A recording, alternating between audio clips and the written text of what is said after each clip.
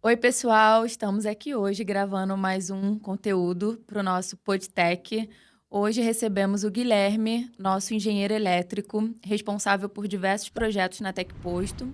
E, Guilherme, obrigada! Obrigada mais uma vez por estar aqui. Hoje a gente vai falar de um caso bem legal, né? Interessante, que é o caso das sacolas, o aumento da produtividade que essa indústria teve com a automação. E eu Uhum. separei aqui algumas perguntas para a gente bater um papo. Legal, vamos lá. Bom, primeiramente gostaria de agradecer a oportunidade novamente, do convite, tá? De estar presente aqui, trazendo, né, novidades sobre automação, trazendo tecnologia, indústria 4.0, IA, né? Então, gostaria de agradecer aí toda a equipe de marketing da TecPosto. Ah, que isso, a gente que fica muito feliz. Já temos alguns conteúdos sobre automação, né, no nosso canal do YouTube. Uhum. E hoje a gente vai trazer um caso específico, né? Um caso bem legal, recente, que a gente trabalhou. E já falando aqui um pouquinho para o pessoal, uma indústria que teve um aumento de 40% a 50% na produtividade depois que automatizou a máquina. É uma indústria de sacolas, né? Eu vou já até começar aqui, então, com uma pergunta, que aí a Sim, gente já lógico. Vamos vai lá. apresentando melhor para o pessoal. Qual foi o papel do Guilherme nesse projeto? A gente sabe que você é engenheiro elétrico, mas você tem algumas atribuições até mesmo na TecPosto. Uhum. Qual foi o seu papel nesse projeto em específico? Bom, vamos lá. Esse projeto em específico, na verdade, todos os projetos de automação da TecPosto, tá? Eu sou responsável por toda a área de automação industrial da TecPosto, tá? Falando desde parte comercial até a parte da entrega final do produto, né? E nesse projeto específico, né, eu consegui participar em todas as fases, né? Desde a parte comercial, né, tratativa diretamente com o cliente, né, preços, negociações, visitas até o local para entendimento da máquina, né? Eu acho que esse é o principal foco, né, em uma venda, principal foco em um projeto a esse nível, né? Então eu Sim. tive presente junto ao cliente, estudei, passei meio período, retornei outros dias para estudar a máquina, porque é uma máquina complexa, né? Ela não é uma máquina fácil de se fazer, fácil de automatizar, né? Ela tem uma tecnologia grande embarcada em cima dela. E eu estive presente na parte da negociação, estive presente no momento de projeto, né? Porque pós fechamento de um projeto a esse nível, né? Nós temos a equipe de engenharia, a equipe de programadores, né? E técnicos de montagem presentes, né? Em reuniões de startups, né? Para discutir, conversar, debater, dar ideias, né? Às vezes, durante a negociação ali, pode surgir ideias posteriormente, né? Na parte de projetos em si, pode Sim. surgir ideias, né? Que é negociado junto ao cliente, é apresentado ao cliente, falando, ó, podemos acrescentar isso, isso, isso, isso. Para você é viável, para você não é viável, né? Então, estive presente nesse período também de projeto. Estive presente também na montagem, na parte ali mais técnica da máquina, né? Coordenando os técnicos, coordenando as equipes de programação, né? Os programadores, na parte, né, de projeto e montagem, né, desse período. E estive presente também na entrega final, né? No qual nós entregamos, fizemos o acompanhamento, né, diário da máquina, né? Então, após a finalização, nós fazemos o acompanhamento, ficamos 2 dias acompanhando direto, né? Para ver se não teve nenhum tipo de problema, se está agradando o cliente, se foi entregue conforme o que o cliente queria, tá? Então, Ah, que legal. vou dizer assim, o meu papel nesse projeto, eu vou dizer que foi inteiríssimo. Eu participei de todas as etapas do Do projeto. início ao fim. No início ao fim. Nos bons Legal. momentos, nos maus momentos, né? Faz Como faz parte. parte, como todos os projetos, Sim, tá? legal. E me conta assim, a gente vai até colocar umas imagens aqui na tela, né, mostrando como era essa máquina no início, Uhum. mas me conta assim, qual foi a tua visão quando você chegou nesse cliente para fazer a primeira visita? O que que você Tá. encontrou? Na hora você já teve os insights de melhoria? Assim, eu vou compartilhar o que eu sinto quando eu vou em todos os clientes que que nos chamam, né? Eu sinto aquele frio na barriga. Porque eu não sei o que eu vou estar esperando lá. Vendedor, né? Eu não sei o que eu vou estar esperando. Sim. Porque eu sou aquele vendedor que eu vou estar no período de entrega final. Então, eu vou estar do início, eu vou estar negociando. Eu vou estar lá no final também, entregando para o cliente, falando para ele, eu entreguei o que eu vendi para você. Entendeu? Então, esse caso também, né, muito específico, eu senti aquele frio na barriga, né? Como todos os projetos, como todos os processos de projetos que nós vendemos, que nós participamos, você acaba sentindo, né? Mesmo com toda a experiência, mesmo com, né, a garantia que eu sei que eu vou entregar, você sente aquele frio na barriga, né? E quando eu cheguei, eu vi aquela máquina funcionando, lógico, com um nível de produção menor, né? Uma máquina mais antiga, né? Então, é difícil, às vezes, você estudar uma máquina antiga, porque são tecnologias passadas, né? São tecnologias passadas. Então, tem coisas ali que nem eu acabei vendo. Eu tenho 26 anos de idade, né? Não sou tão velho, então, então pode ser... Tem coisas que eu acabo, né, não conhecendo também, vendo. São coisas muito antigas. Então, é aproveitar do nosso conhecimento, do meu conhecimento atual que eu tenho, né? Eu trabalho com automação desde os 15 anos de idade, iniciei nessa área entre 14 e 15 anos de idade. Então, pegar esse conhecimento que eu tive aí de automação, né? Esses 11, 10 anos que eu tive de conhecimento de automação, para impor em uma máquina que foi feita antes de 2000, né? Século passado. Bem antes Entendeu? de você. Exatamente. Então, é entender o processo, né? É entender o processo daquela máquina e implementar tecnologia nova, né? Então, a minha primeira visão que eu tive dessa máquina foi realmente o frio na barriga, né? O frio na barriga, mas sabendo que sim, eu vou entregar aquela máquina. Eu vou entregar essa máquina funcionando. Nesse caso específico, nós tivemos 2 máquinas entregues para esse cliente, né? 2 sucessos que nós tivemos, né? Então, lógico, a primeira máquina, ela teve um prazo de projeto maior, porque era algo novo. A segunda, como nós já tínhamos né, o pré-pronto, né?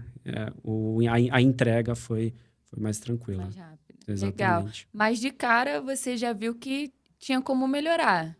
Sim, Era um desafio, mas O- tinha como melhorar. O grande desafio dela, foi o que eu comentei contigo, é a questão da máquina ser muito antiga, né? Esse era o grande desafio. E, sim, olhando ela ali na hora, né? Conseguimos, você começa a ter ideias de integração, né? Tendo o conhecimento que hoje eu tenho em relação à indústria 4.0, sensores de alta precisão, motores, né? Servomotores, motores de alta precisão. Hoje nós contamos com grandes parceiros no mercado, fornecedores que nos entregam esses equipamentos que a gente possa, sim, colocar em nossos projetos, em nossas automações, né? E o grande ponto ali é o seguinte, né? Nós estamos desmontando uma máquina totalmente antiga e montando uma máquina nova. Então, não é só uma questão de automação. O que ele engaja o quê? Parte elétrica, mecânica, pneumática. Então, precisa sim ter um conhecimento grande em cima dessas questões para conseguir impor dentro de uma máquina dessa, né? E, principalmente, foi o que eu tinha comentado agora aí, né? O grande ponto foi ter que fazer essa volta na máquina, essa reviravolta na máquina, de ser uma máquina muito antiga para uma máquina mais atual. E qual, assim, quando esse cliente te procurou, né? O que ele queria melhorar em específico? Era claro que era produtividade ou ainda tinha, não sei, alguma dúvida, assim, de, olha, eu quero automatizar, mas não sei o quê, não sei como? Tá.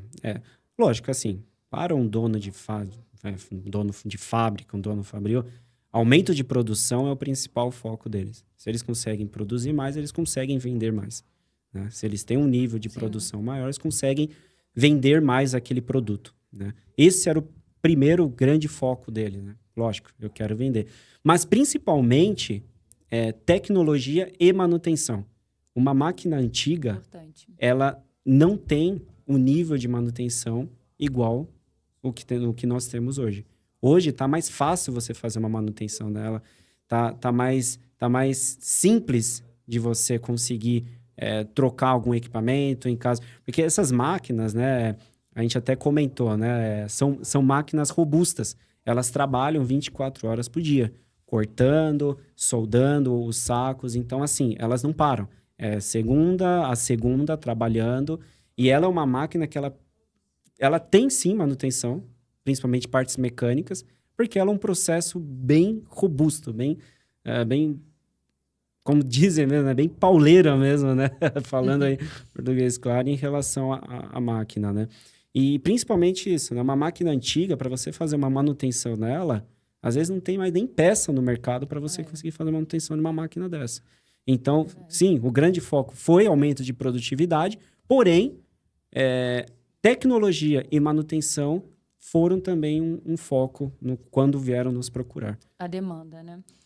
Agora, assim, na prática, falando um pouco ali mais de parte técnica, né? O que, de fato, a gente automatizou? A gente fez mudança de sensores, CLP, aí você já entende melhor do que eu. Assim, resumindo, fizemos tudo. Tá? Foi uma grande mudança, então, nessa máquina. Exatamente. Nós trocamos todos os tipos de sensores que vão na máquina, tá? A máquina ela é contemplada por sensores fotocélula para marcas, né? Os plásticos, né? Tem plásticos que tem sacolas que ela tem uma marca, né? Onde precisa ser cortado naquela marca. Então, precisa de um sensor fotocélula, isso falando bem resumidamente, tecnicamente. Precisa de um sensor fotocélula de alta precisão, porque a produtividade é rápida, né? Se você vê nos vídeos, né? Nos vídeos que nós vamos até compartilhar aqui, a produtividade ela é rápida. Então, precisa ter sensor de alta precisão para pegar aquela marca certinho e cortar no momento certo, né? Então, nós trocamos parte de sensores, nós trocamos parte de encoders, né? Para saber, né, em que posição a máquina ela está, e principalmente toda a parte de motores, inversores de frequência, servomotores, CLPs, IHMs. Então, nós fizemos um retrofit de automação completo na máquina, né? Trazendo uma tela bem mais intuitiva para o operador, né? Uma tela onde o operador consegue ver qual que está o status da máquina, um histórico de operação, né? Então, ele consegue ver o quanto que aquela máquina produziu no dia, toda a parte de CLPs, de controle, né? Entradas rápidas, acionamentos rápidos, ela precisa ser uma máquina rápida, né? Ela precisa aumentar a produção, ela precisa ser uma máquina rápida. Então, fizemos toda a parte de automação dela, né? Trocando tudo que é de equipamento de automação. Legal. Então, acho que agora é justo a gente colocar aqui na tela também o resultado. Com certeza, com certeza. O resultado de como ficou essa máquina depois desse retrofit, dessas mudanças que a gente fez, dessas automatizações. Outra coisa também, Guilherme, que eu acho que está muito ligada aos ganhos, mas eu queria ouvir de você, se por acaso a máquina reduziu falhas humanas, né? A gente sabe que ela aumentou a produtividade. Acredito que ainda tem alguma interação humana. É difícil, né? Até não ter nenhuma no processo fabril. Exatamente. E se possibilitou também os tipos de variações, né? Como a gente está falando de sacolas, eu acredito que sejam vários modelos e tamanhos. Na prática, como é que foi isso também para os operadores? Tá. Principalmente, primeiro ponto que você comentou, se reduziu falhas humanas. Sim, reduziu. Porque nós fizemos uma máquina no qual o operador confia naquela máquina. Então, se ele coloca para cortar um saco plástico de 200 milímetros, né? Ele tem que confiar que aquela máquina está cortando 200 milímetros. Ele não pode pegar todo saco que cortar, ele pegar e ir lá medir, pegar uma régua, medir, tá com 200, tá com 150, tá... E aumentar o trabalho dele. Exatamente. Então, principalmente, erros humanos, que eu falo assim, né? Vamos falar de erros humanos, o quê? Um tamanho de saco que não está adequado, então a máquina, ela se autoajusta, ela tem sensoriamento de alta precisão para que se ele colocou 200 milímetros para cortar, ela vai cortar 200 milímetros. Então, o operador, ele confia na máquina em relação a isso. O que a gente falou da fotocélula, das marcas, né? A máquina ela é preparada para que, se está fora, ou se o desenho está falhado, né? Não pode se mandar um desenho falhado para um cliente, né? Se o cliente comprou a sacola com desenho, né? Com as especificações do cliente, ele quer que todas as sacolas saiam assim. Então, se por algum caso falhou algum desenho, a máquina ela para, não permitindo que continue a produção e fala, opa, tem erro aqui, ó, tem uma marca. Lógico, um operador ele pode ver isso, com certeza. Mas imagina ele 8 horas por dia ali produzindo sacolas, vai chegar uma hora que ele não vai conseguir pegar todos esses problemas. Então, sim, né, ela tem uma questão de ajuste em relação a erro humano, sim, porque ela trabalha sozinha, tá? Ela trabalha totalmente sozinha. O operador, ele recebe aqueles pacotes, né? Então, ela produz, né? O operador consegue configurar na tela, quero produzir 500 sacos. Produz, né? Avisa para ele, ó, produziu 500 sacos. Ele pega, embala e manda para o próximo. E fica produzindo o tempo todo. Que legal. E então, reduziu falhas humanas e a questão de variação de tipos de sacola também foi algo tranquilo, já que ele mesmo consegue programar o modelo, né? Foi as sim, quantidades. exatamente. Que legal. E a próxima pergunta que eu queria te fazer era se você percebeu preocupação dos colaboradores. A gente sabe que existe essa preocupação no geral, né, da automatização, tirar um pouco das funções dos operadores. Como é que foi isso especificamente nesse caso? Ó, nesse caso específico, no meu ponto de vista, e pelo que eu gosto, quando eu vou implementar um sistema desse, eu gosto muito de conversar com os operadores da máquina, eu gosto de compartilhar informações. Às vezes eles me questionam, como que funciona assim, como que funciona? Eu gosto muito de explicar para eles e mostrar para eles como que funciona, né? E eu gosto de ter esse contato diretamente com a produção. Eu sempre gostei é o que eu sempre falei, eu sempre gostei de estar presente no start, eu sempre gostei de estar no local quando for entregar para o cliente final, né? Eu sempre gostei disso. E por conversas, né, por diálogos com os operadores, né, não teve uma restrição. Por quê?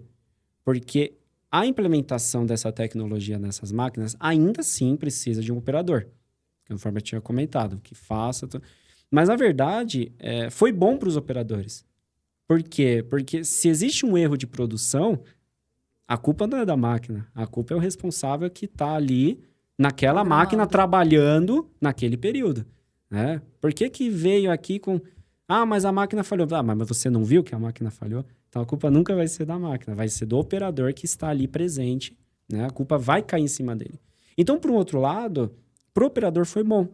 Porque uma máquina que ela identifica que o papel tá danificado, a tinta da pintura está danificada, ela que identifica que não está cortando do tamanho ideal, que ela dá falhas no momento da operação, que ela mostra para o operador onde que está a falha.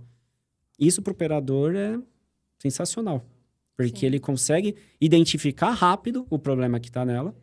Deu falha de servomotor. Opa, tá travado o servomotor. O operador ele já é treinado para ir lá identificar.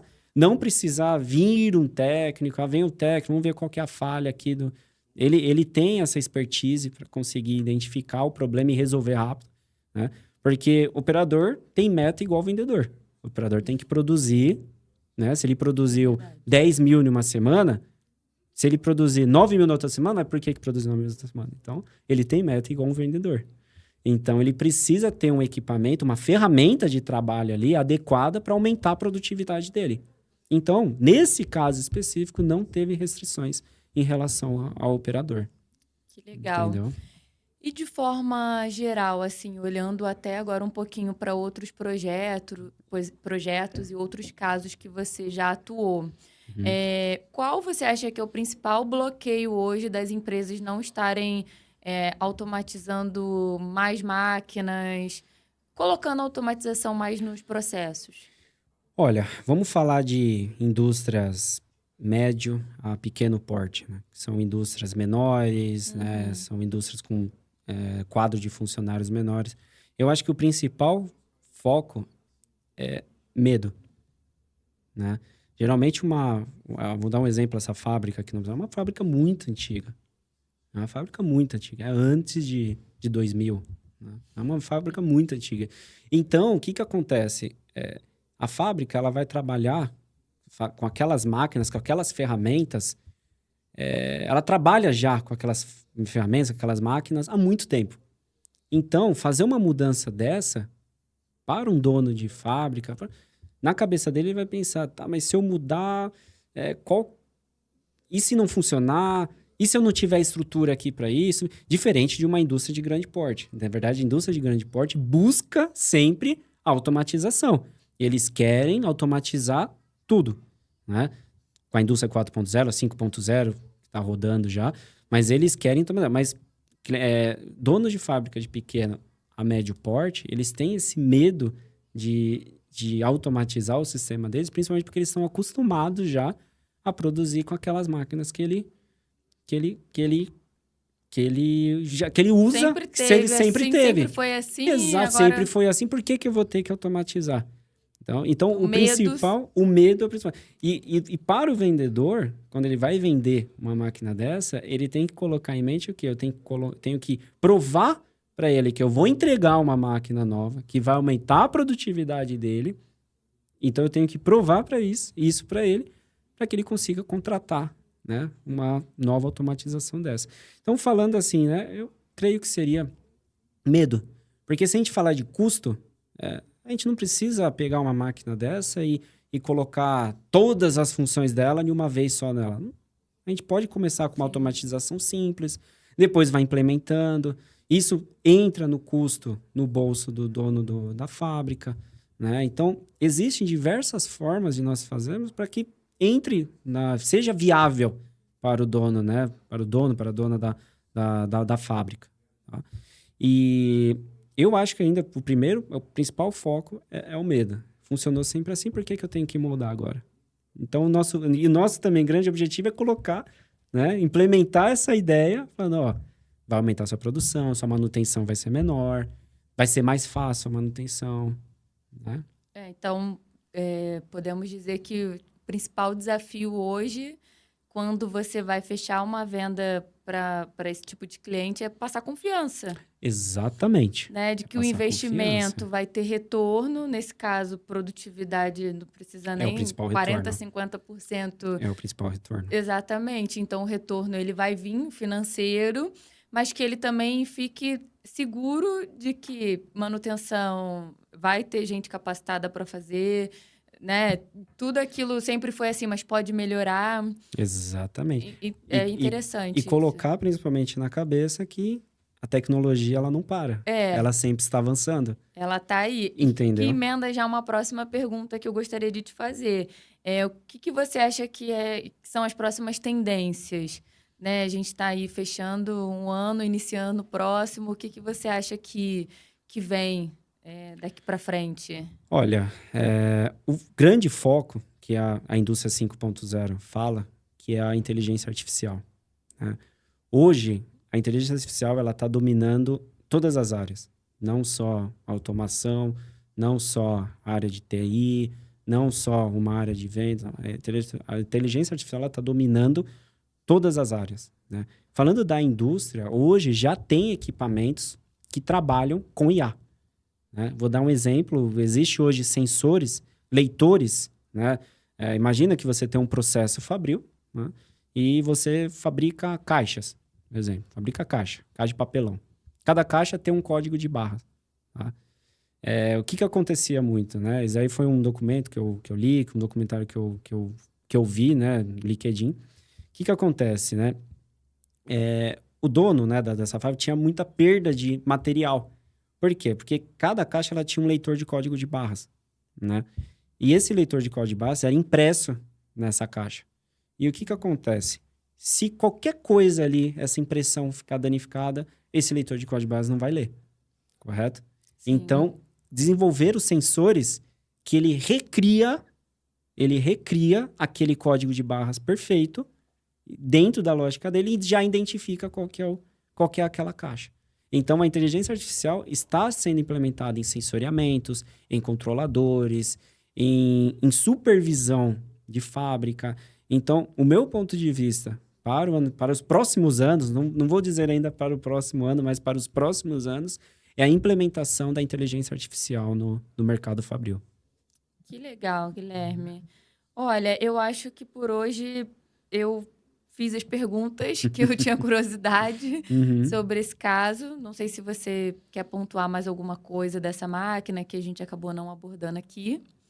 Tem alguma coisa que você acha que a gente esqueceu de falar, que é legal o pessoal ouvir?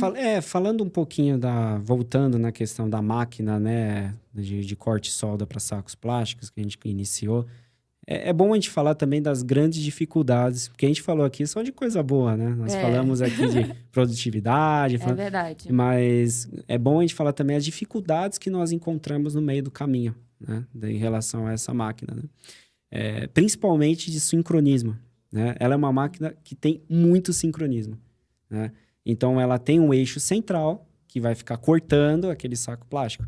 Então, você imagina, um corte errado ali, a medida não bate. Então, ela tem que ter um sincronismo muito grande. E isso demanda muitas horas de programação, né? Demanda muitas horas de um projetista, de um mecânico, entender o funcionamento, trazer isso para dentro de um software, implementar dentro do software e implementar na máquina, né? Então, todo o sincronismo, eu acho que a principal dificuldade que nós tivemos, né, foi ter esse sincronismo na máquina, né? Ter esse sincronismo completo, de que ela tem que puxar a medida correta e ela tem que cortar no momento correto. E repetir. E ficar repetindo muito, mas muito rápido. Eles fazem sacolas de, às vezes, 10 centímetros, 15 centímetros. Então, é pequeno.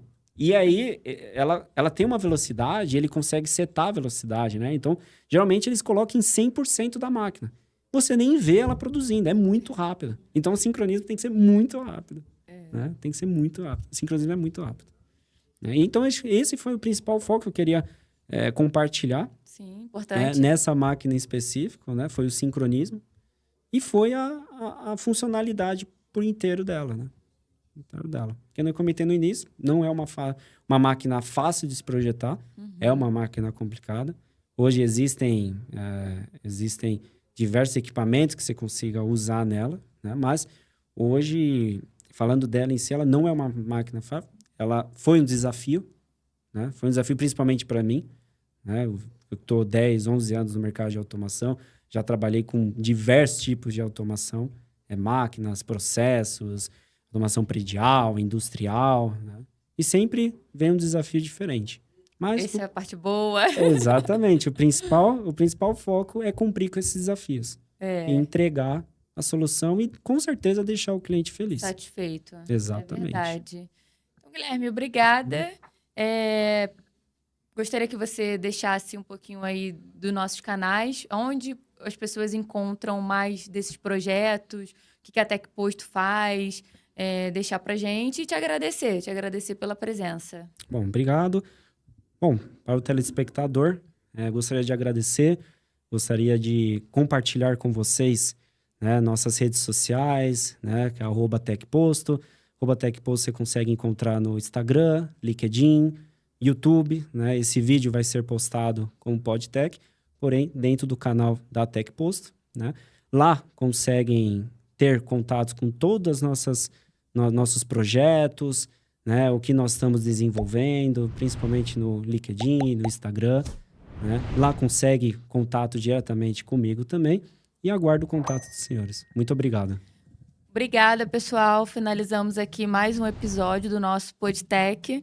Agradeço a audiência e até a próxima.